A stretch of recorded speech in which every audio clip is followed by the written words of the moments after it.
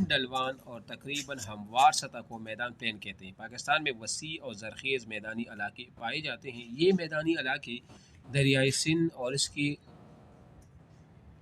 Page number ہے 88 class 4۔ اچھا، تو یہ وسیع اور زرخیز میدانی علاقے پائے جاتے ہیں۔ یہ میدانی علاقے دریائے سندھ اور اس کے معاون دریا کی لائی ہوئی نرم اور زرخیز مٹی سے بنے ہیں۔ یہ دو حصوں پر کیا ہے وہ مشتمل ہے، دو حصے کی، ایک جو دریائے سندھ کا بالائی میدان ہے اور ایک دریائے سندھ کا زیریں میدان ہے، ٹھیک ہے نا، اپر انڈس پلین ہے اور ایک جو ہے نا لوور انڈس وہ پلین ہے۔ تو یہ ذہن میں رکھ لیں کہ یہ دو ہے۔ تو آگے کہتے ہیں کہ دریائے سندھ کا جو بالائی میدان زیادہ تر پنجاب کے علاقے پر مشتمل ہے جو مٹن کوٹ تک پھیلا ہوا ہے، جبکہ دریائے سندھ کا زیریں میدان سندھ کے بیشتر علاقے پر مشتمل ہے۔ یہ میدان دریائے سندھ اور اس کے معاون دریا دریائے جہلم، دریائے چناب، دریائے راوی، دریائے سجلے سے مل کر بنے ہیں۔ پنجن کے مقام پر یہ دریا آپس میں مل کر بہتے ہیں اور مٹن کوٹ ضلع راجن پور کے مقام پر دریائے سندھ میں وہ شامل ہو جاتے ہیں۔ تو بس یہ ذہن میں رکھ لیں کہ مٹن کوٹ جو ہے نا، یہاں پر یہ سارے دریائے سندھ میں کیا ہوتے ہیں وہ شامل وہ ہو جاتے ہیں۔ دریاؤں کی پانی، زرخیز مٹی اور مناسب آب و ہوا کی وجہ سے یہ میدانی علاقے زراعت کے لیے نہایت وہ موزوں ہے، ٹھیک ہے۔ اچھا، ایک اور چیز آپ کو بتا دوں، یہ آپ نوٹ کر لیں کہ دریائے سندھ جو ہے یہ اس کی جو لمبائی ہے 2900 کلومیٹر ہے، 2900 کلومیٹر لمبے یہ دریا، یہ ہے دریائے سندھ، اور یہ پاکستان میں سب سے لمبا دریا بھی ہے، ٹھیک ہے نا۔ یہ جہاں لکھا ہے نا کہ دریائے سندھ پاکستان کا سب سے بڑا دریا ہے۔ پنجاب کو پنج دریا سیراب کرتے ہیں، یعنی 5 دریا، اس لیے سے پنج آب یعنی 5 دریاؤں کی سرزمین بھی وہ کہا جاتا ہے۔ تو یہ بھی آپ کو پتہ چل گیا۔ اچھا جی، پھر ابھی ڈیزرٹ یعنی کہ صحرا، ابھی ہم میدانی علاقوں پوٹوہار وغیرہ، ابھی صحرا ہم پڑھیں گے۔ صحرا ایسا علاقہ یہ بھی اہم ہے جہاں سالانہ بارش 10 انچ یا 25 سینٹی میٹر سے کم ہوتی ہے۔ یہ پاکستان کے صحرائی علاقوں میں نباتات کی کمی ہے، یہاں زیادہ تر مٹی اور ریت کی ٹیلے پائے جاتے ہیں۔ پاکستان میں 3 بڑے صحرا ہیں، یہ 3 بڑے صحرا ہیں نا، اس کو ذہن میں رکھ لے بس۔ ایک تل ہے، ایک تر ہے، اور ایک کیا ہے وہ خاران ہے۔ اس کے علاوہ بھی ہے تل ہے، تر ہے، خاران ہے، چولستان ہے، وہ بھی ہے۔ تو تل کا صحرا پنجاب میں وہ واقع ہے، خاران کا صحرا بلوچستان میں واقع ہے، جبکہ تر کا صحرا سندھ اور پنجاب کی مشرقی حصے پر وہ مشتمل ہے۔ پنجاب کے علاقے میں تر کا جو حصہ واقع اسی چولستان دیکھو وہ یہ بھی کہتے ہیں، جبکہ اس کا سندھ میں واقع حصہ نارا ڈیزرٹ وہ بھی کہلاتا ہے، اور سندھ میں جو تر کا جو ڈیزرٹ ہے نا، صحرا ہے، یہ آگے وہاں مل جاتا ہے کس کے ساتھ، یہ کیا کہتے ہیں اس کو، ہندوستان کے ساتھ جو آپ نے وہ ان کا ایک علاقہ ہے ریگستان، نام میں بھول گیا، بڑا زبردست خوبصورت نام ہے اس کا، وہاں جا کے یہ مل جاتا ہے، ٹھیک ہے نا۔ ساحلی علاقہ یہاں پہ آ جائے، ساحلی علاقے، آواز آ رہی ہے؟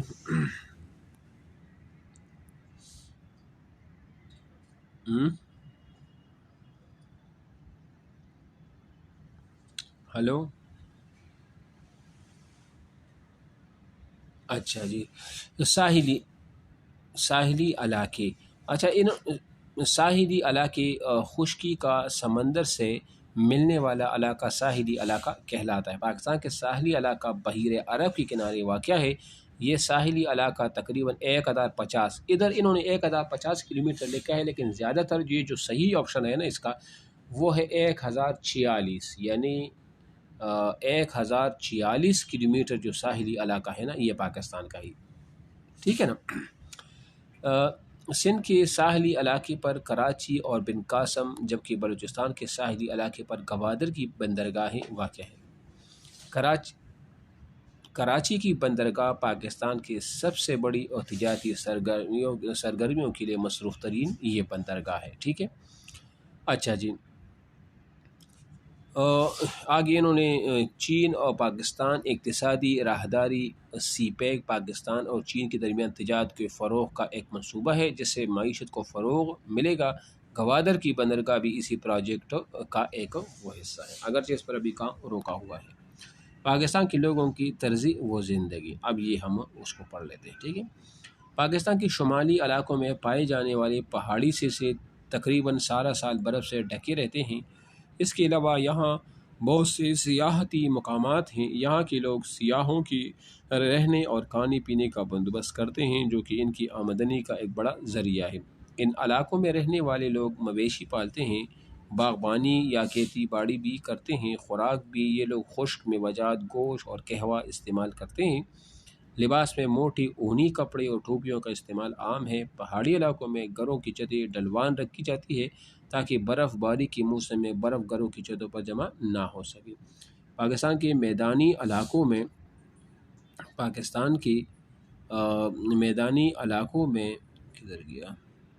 ہاں جی، پاکستان کی میدانی علاقوں میں رہنے والے زیادہ تر لوگوں کا پیشہ زراعت ہے۔ صنعت کاری اور تجارت بھی یہاں کے لوگوں کی اہم پیشے ہیں۔ یہاں زیادہ تر لوگ خوراک میں سبزیاں، دالیں، گوشت، مشروبات، لسی پسند کرتے ہیں۔ موسم زیادہ تر گرم اور خشک رہتا ہے اور لوگ سوتی کپڑے وہ پہنتے ہیں۔ صحرائی علاقے میں پاکستان کی گرم ترین علاقے، ریت کی ٹھیلوں اور بارش کم ہونے کی وجہ سے یہاں کی زمین بنجر ہے، یعنی اس میں فصل وغیرہ نہیں ہوتا اور نباتات بہت کم ہوں۔ یہاں کے لوگ مویشی پال کر گزر بسر کرتے ہیں۔ اونٹ تو اہم ترین صحرائی جانور ہے جو سواری کے لیے استعمال کیا جاتا ہے۔ یہاں لوگ خانہ بدوشوں کی زندگی گزارتے ہیں۔ پانی حاصل کرنے کے لیے انہیں دور دراز مقامات تک جانا پڑتا ہے۔ پاکستان کی سطح مرتفع کی زمین خشک اور بنجر ہونے کی وجہ سے کاشتکاری کے لیے موزوں نہیں۔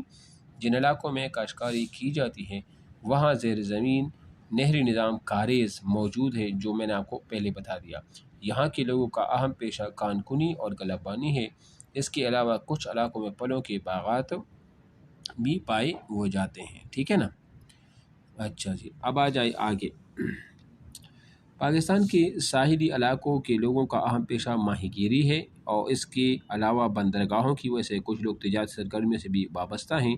خوراک میں سمندری غذا جیسے مچھلی، جھینگے یہاں مطلب یہ سارا ان کا جو ہے نا وہ اسی پر گزارا وغیرہ وہ ہوتا ہے۔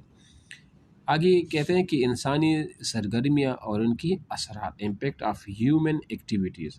اب تک ہم پڑھ چکے ہیں کہ پاکستان مختلف خصوصیات کے حامل خطوں جیسے پہاڑوں، وادیوں، سطوح مرتفع، صحراؤں، میدانیوں پر مشتمل ہے۔ یہ خطے قدرتی ماحول کا حصہ ہیں۔ قدرتی ماحول لوگوں کی زندگیوں پر اثر انداز بہت ظاہری بات ہے نا